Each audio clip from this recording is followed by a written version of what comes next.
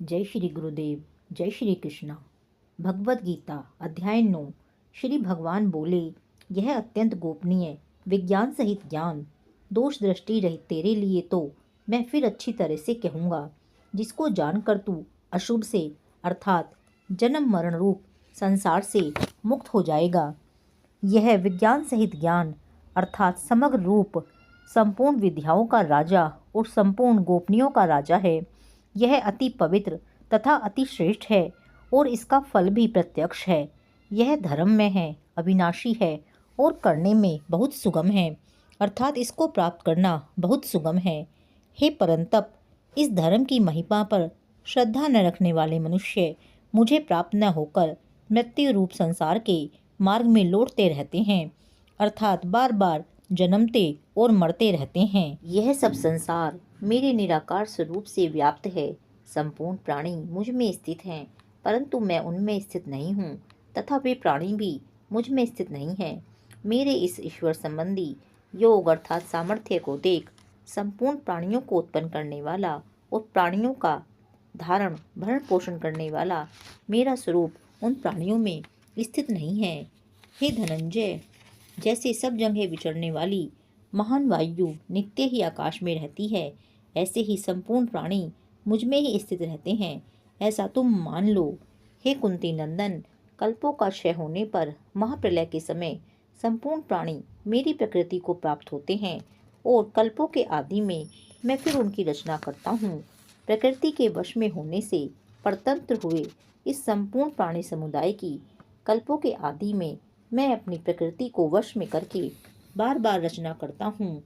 हे धनंजय, उन सृष्टि रचना आदि कर्मों में अनासक्त और उदासीन की तरह रहते हुए मुझे वे कर्म नहीं बांधते। प्रकृति मेरी अध्यक्षता में चराचर सहित संपूर्ण जगत की रचना करती है। हे कुंती नंदन, इसी हेतु से जगत का विविध प्रकार से परिवर्तन होता है। मूर्ख लोग मेरे संपूर्ण प्राणियों के महान ईश्वर श्रेष्ठ भाव को न जानते हुए मुझे मनुष्य शरीर के आश्रित मानकर अर्थात साधारण मनुष्य मानकर मेरी अवज्ञा करते हैं। जो आसुरी, राक्षसी और मोहिनी प्रकृति का ही आश्रय लेते हैं, ऐसे अविवेकी मनुष्यों की सब आशाएं व्यर्थ होती हैं, सब शुभ कर्म व्यर्थ होते हैं और सब ज्ञान व्यर्थ होते हैं, अर्थात उनकी आशाएं, कर्म और ज्ञान सत्फल देने वाले नहीं होते। जो मनुष्य अपना स्वार्थ सिद्ध करने में लगे रहते हैं, दूसरों के दुख की परवाह नहीं करते, वे आसुरी स्वभाव वाले होते हैं। जो स्वार्थ सिद्धि में बाधा लगने पर क्रोधवश दूसरों का नाश कर देते हैं, वे राक्षसी स्वभाव वाले होते हैं। जो बिना किसी कारण के दूसरों को कष्ट पहुंचाते हैं, वे मोहिनी स्वभाव वाले होते हैं। आसुरी, राक्षसी और मोहिनी तीनों ही स्वभाव वाले मनुष्य आसुरी संपत्ति के अंतर्गत आ जाते हैं, जो 84 लाख योनियों तथा नरकों की प्राप्ति कराने वाली है। परंतु हे प्रथानंदन, दैवी प्रकृति के आश्रित अनन्य मन वाले महात्मा लोग मुझे संपूर्ण प्राणियों का आदि और अविनाशी समझकर मेरा भजन करते हैं। नित्य निरंतर मुझ में लगे हुए मनुष्य धर्मव्रती होकर लगन पूर्वक साधन में लगे हुए प्रेम पूर्वक कीर्तन करते हुए तथा मुझे नमस्कार करते हुए निरंतर मेरी उपासना करते हैं। दूसरे साधक ज्ञान यज्ञ के द्वारा एक ही भाव से मेरा पूजन करते हुए मेरी उपासना करते हैं और दूसरे भी कई साधक अपने को पृथक मानकर चारों तरफ मुख वाले मेरे विराट स्वरूप की अर्थात संसार को मेरा विराट रूप मानकर सेवक और सेव्य भाव से मेरी अनेक प्रकार से उपासना करते हैं। क्रतु मैं हूँ, यज्ञ मैं हूँ, स्वधा मैं हूँ, औषध मैं हूँ, मंत्र मैं हूँ, घृत मैं हूँ, अग्नि मैं हूँ और हवन रूप क्रिया भी मैं हूँ। जानने योग्य पवित्र ओंकार, ऋग्वेद, सामवेद और यजुर्वेद भी मैं ही हूँ। इस संपूर्ण जगत का पिता, धाता, माता, पितामह, गति, भर्ता, प्रभु, साक्षी, निवास, आश्रय, उत्पत्ति, प्रलय, स्थान, निधान तथा अविनाशी बीज भी मैं ही हूँ। हे अर्जुन, संसार के हित के लिए मैं ही सूर्य रूप से तपता हूँ। मैं ही जल को ग्रहण करता हूँ और फिर उस जल को ही मैं वर्षा रूप से बरसा देता हूँ। और तो मैं क्या कहूँ, अमृत और मृत्यु तथा सत और असत भी मैं ही हूँ। अर्थात जैसे अन्नकूट के प्रसाद में रसगुल्ले, गुलाब जामुन आदि भी होते हैं और मेथी करेले आदि का साग भी होता है। अर्थात मीठा भी भगवान का प्रसाद होता है और कड़वा भी। ऐसे ही अमृत भी भगवान है और मृत्यु भी। सूर्य रूप से जल को ग्रहण करना और फिर उसे बरसा देना, ये दोनों विपरीत कार्य ग्रहण और त्याग भी भगवान ही करते हैं। वास्तव में अपने सहित इस संसार में जो कुछ दिखता है वह भगवान का स्वरूप है और इसमें जो क्रिया दिख रही है वह भगवान की लीला है। भगवान और उनकी लीला के सिवाय कहीं कुछ नहीं है। कोई जन्म गया, कोई मर गया, किसी का विवाह हो गया, किसी की संतान हो गई, कोई बीमार हो गया, कोई निरोग हो गया, किसी का आदर हो गया, किसी का निरादर हो गया, किसी को नफ़ा हो गया, किसी को घाटा लग गया, कोई धनवान हो गया, कोई निर्धन हो गया। यह सब की सब भगवान की लीला हैं। सर्ग प्रलय भी उनकी लीला है और महासर्ग महाप्रलय भी उन्हीं की लीला है। वे कभी सतयुग की लीला करते हैं, कभी त्रेता युग की लीला करते हैं, तो कभी द्वापर युग की लीला करते हैं और कभी कलयुग की लीला करते हैं। इस प्रकार भगवान और उनकी लीला को देख देख कर साधक को सदा आनंदित रहना चाहिए।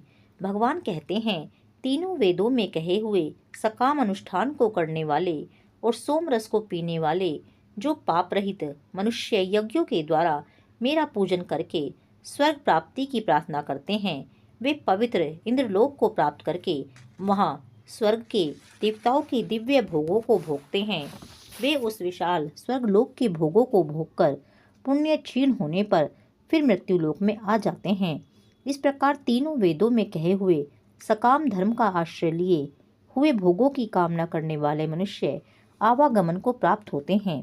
अर्थात सकाम अनुष्ठान करने वाले मनुष्य के जब स्वर्ग के प्रतिबंधक पाप नष्ट हो जाते हैं तब वे स्वर्ग में चले जाते हैं। स्वर्ग का सुख भोगते भोगते जब उनके स्वर्ग के प्रापक पुण्य नष्ट हो जाते हैं तब वे पुनः मृत्युलोक में आ जाते हैं। इस प्रकार कामना के कारण मनुष्य आवागमन को प्राप्त होता रहता है और संसार चक्र में घूमता रहता है। श्री भगवान बोले, जो अनन्य भक्त मेरा चिंतन करते हुए मेरी भली भांति उपासना करते हैं, मुझ में निरंतर लगे हुए उन भक्तों का योगक्षेम मैं स्वयं वहन करता हूँ। अर्थात भगवान के अनन्य भक्त न तो इंद्र को मानते हैं और न अन्य देवताओं को मानते हैं। इंद्र आदि की उपासना करने वालों को तो नाशवान फल मिलता है, पर भगवान की उपासना करने वालों को अविनाशी फल मिलता है। देवताओं का उपासक तो नौकर की तरह है और भगवान का उपासक घर के सदस्य की तरह है। नौकर काम करता है तो उसे काम के अनुसार सीमित पैसे मिलते हैं, पर घर का सदस्य काम करे अथवा न करे सब कुछ उसी का होता है। बालक भला क्या काम करता है? भगवान भक्त को उसके लिए आवश्यक साधन सामग्री प्राप्त कराते हैं और प्राप्त सामग्री की रक्षा भी करते हैं। यही भगवान का योगक्षेम वहन करना है। यद्यपि भगवान सभी साधकों का योगक्षेम वहन करते हैं, तथापि अपने अनन्य भक्तों का योगक्षेम वे विशेष रूप से वहन करते हैं। जैसे प्यारे बच्चे का पालन माँ स्वयं करती है, नौकरों से नहीं करवाती।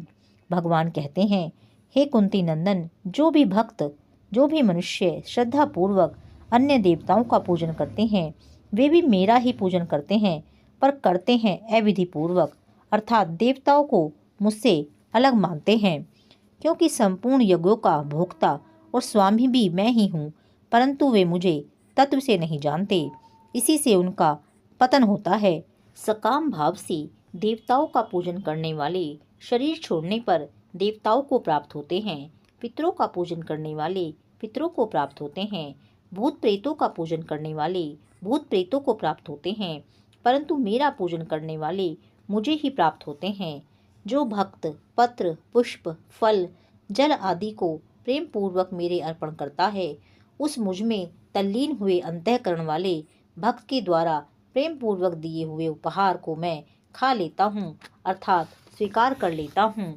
हे कुंती पुत्र, तू जो कुछ भी करता है, जो कुछ भोजन करता है, जो कुछ यज्ञ करता है, जो कुछ दान देता है और जो कुछ तप करता है, वह सब मेरे अर्पण कर दे। स्वामी राम सुखदास जी कहते हैं कि ज्ञान योगी तो संसार के साथ माने हुए संबंध का त्याग करता है, पर भक्त एक भगवान के सिवाय दूसरी सत्ता मानता ही नहीं। इसीलिए ज्ञान योगी पदार्थ तथा क्रिया का त्याग करता है और भक्त पदार्थ तथा क्रिया को भगवान की अर्पण करता है। अर्थात उनको अपना न मानकर भगवान का और भगवत स्वरूप ही मानता है। वास्तव में भक्त अपने आप को ही भगवान के समर्पित कर देता है। स्वयं समर्पित होने से उसके द्वारा होने वाली संपूर्ण लौकिक पारमार्थिक क्रियाएं भी स्वाभाविक रूप से भगवान के समर्पित हो जाती हैं। यदि कोई निश्चित क्रिया करके उसे भगवान के अर्पित कर दे तो वही वस्तु या क्रिया भगवान के अर्पित की जाती है जो भगवान के अनुकूल और उनकी आज्ञा अनुसार होती है। जिस भक्त का भगवान के प्रति अर्पण करने का भाव है उसके द्वारा न तो निश्चित क्रिया होगी और न निश्चित क्रिया अर्पित ही होगी। भगवान को दिया हुआ अनंत गुणा होकर मिलता है। यदि कोई निश्चित क्रिया भगवान की अर्पित करेगा तो उसका फल भी दंड रूप से अनंत गुणा होकर मिलेगा। भगवान कहते हैं कि इस प्रकार कर्म बंधन से और शुभ और अशुभ संपूर्ण कर्मों के फलों से तू मुक्त हो जाएगा। ऐसे अपने सहित सब कुछ मेरे अर्पण करने वाला और सबसे सर्वथा मुक्त हुआ तू मुझे प्राप्त हो जाएगा। मैं संपूर्ण प्राणियों में समान हूँ।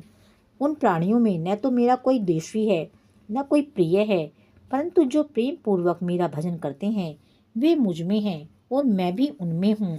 अगर कोई दुराचारी से दुराचारी भी अनन्य भक्त होकर मेरा भजन करता है तो उसको साधु ही मानना चाहिए है, कारण कि उसने बहुत अच्छी तरह निश्चय कर लिया है। वह तत्काल धर्मात्मा हो जाता है। वह निरंतर रहने वाली परम शांति को प्राप्त होता है। हे कुंती नंदन, मेरे भक्त का पतन नहीं होता, ऐसी तुम प्रतिज्ञा करो।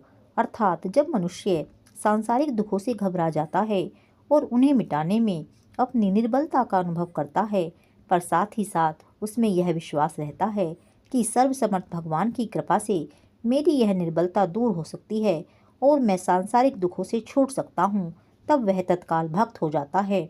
भक्त का पतन नहीं होता क्योंकि उसमें अपने बल का आश्रय नहीं होता, बल्कि भगवान के ही बल का आश्रय होता है। वह साधन निष्ठ न होकर भगवान निष्ठ होता है, इसलिए एक बार भक्त होने के बाद फिर उसका पतन नहीं होता, अर्थात वह पुनः दुराचारी नहीं बनता। भगवान अर्जुन को प्रतिज्ञा करने के लिए कहते हैं, क्योंकि भक्त की प्रतिज्ञा भगवान भी टाल नहीं सकते। भक्ति भगवान की कमजोरी है। भगवान कहते हैं, हे प्रथानंदन, जो भी पाप योनियों वाले हैं तथा जो भी स्त्रियां वैश्य और शूद्र हों, वे भी सर्वथा मेरे शरण होकर निसंदेह परम गति को प्राप्त हो जाते हैं। जो पवित्र आचरण करने वाले ब्राह्मण और ऋषि स्वरूप क्षत्रिय भगवान के भक्त हों, वे परम गति को प्राप्त हो जाएं, इसमें तो कहना ही क्या है। इसीलिए इस अनित्य और सुख रहित शरीर को प्राप्त करके तू मेरा भजन कर। भगवान ने भगवत प्राप्ति के 7 अधिकारियों के नाम लिए हैं। दुराचारी, पापियोनी, स्त्रियां, वैश्य, शूद्र, ब्राह्मण और क्षत्रिय। इन 7 से बाहर कोई भी प्राणी नहीं है। तात्पर्य है कि मनुष्य का कैसा ही जन्म हो, कैसी ही जाति हो और पूर्व जन्म के तथा इस जन्म के कितने ही पाप हों, पर वे सब के सब भगवान और उनकी भक्ति के अधिकारी हैं। कारण कि जीव मात्र भगवान का ही अंश होने से भगवान की तरफ चलने में स्वतंत्र है। भगवान की ओर से किसी के लिए भी मनाही नहीं है। अनित्य और सुख रहित इस शरीर को पाकर अर्थात हम जीते रहें और सुख भोगते रहें, ऐसी कामना को छोड़कर भगवान का भजन करना चाहिए। कारण है कि संसार में सुख है ही नहीं, केवल सुख का भ्रम है। ऐसे ही जीने का भी भ्रम है। हम जी नहीं रहे हैं बल्कि प्रतिक्षण मर रहे हैं। अब भगवान कहते हैं, हे अर्जुन, तू मेरा भक्त हो जा, मुझ में मन वाला हो जा, मेरा पूजन करने वाला हो जा और मुझे नमस्कार कर। इस प्रकार अपने आप को मेरे साथ लगाकर मेरे परायण हुआ तो मुझे ही प्राप्त होगा। 9वां अध्याय पूर्ण। जय श्री राधे, जय श्री कृष्णा।